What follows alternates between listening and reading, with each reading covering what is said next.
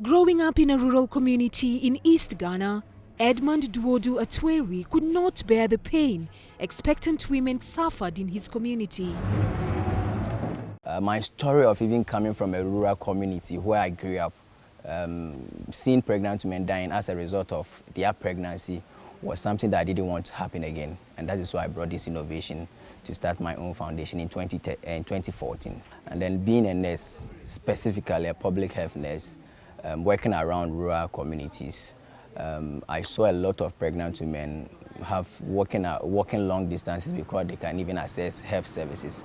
And that really inspired me, gave me that kind of passion to support our pregnant women. Today, Edmund is the founder of Divine Mother and Child Foundation, or DMAC, a non-governmental organization he formed 4 years ago. The foundation offers free maternal services to rural pregnant women. We do a lot of collaboration with the Ministry of Health and then the Ghana Health Service.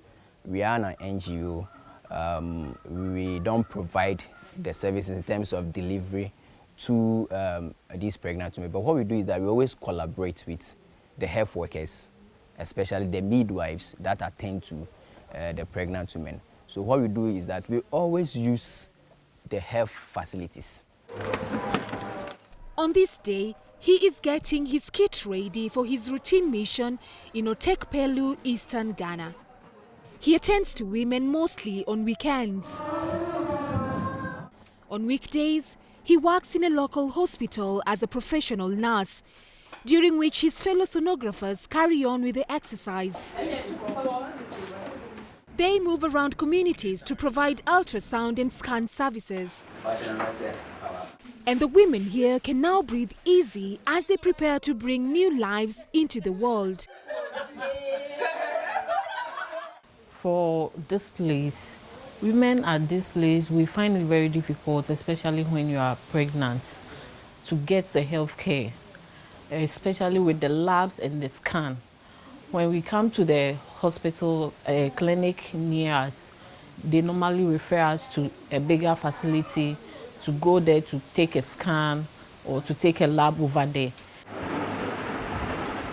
The DMAC Foundation handles critical cases, which if not earlier identified would be fatal. Such is the case of Doris Adamte, a victim of post-datism. However, Doris is not worried. She believes she is in good hands. Edmund's foundation is offering her the assurance she needs. What they have done for me is that after the scan, they said my baby is a girl and she's okay. The DMAC said I should wait for about a week, and if I don't give birth, they will help me get to a bigger facility in Koforidua, so I am taken care of. We always estimate that at each month, we should at least get about 100 pregnant women who benefit from our ultrasound scan service. But in reality, we always exceed our 100. Sometimes at one particular area, we could get more than 100. So for the past years that we started this program, we've had about 6,020 pregnant women at the moment, as at the close of last month. The team of 10 gets financial support from Ghana's Ministry of Health, individual contributors, associate partners of the foundation, and other NGOs like the UNAIDS. Wow. Yeah. Contributions are made on a monthly basis, and this helps with facilitating the running of the tasks in the Volta and Eastern regions.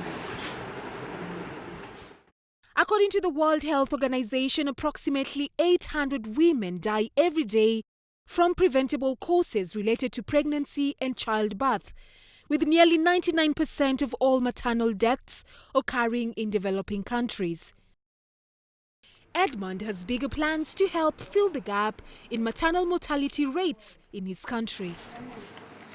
We want to extend across the whole country, support a lot of pregnant women, and then also, if possible, we extend across the country, across the continent, that is Africa. If we can't, we want a lot of other institutions, other NGOs or organizations across the whole across the continent, that's Africa, to just pick up this same initiative so that we can support a lot of pregnant, because maternal mortality is still a problem in Africa, and we have to really support using such innovations, such technology, which is really not so much difficult to use, to really support our pregnant women. As Edmund brainstorms on his future plans, it is his hope that his efforts and quest to save more mothers and their infants does not go unnoticed.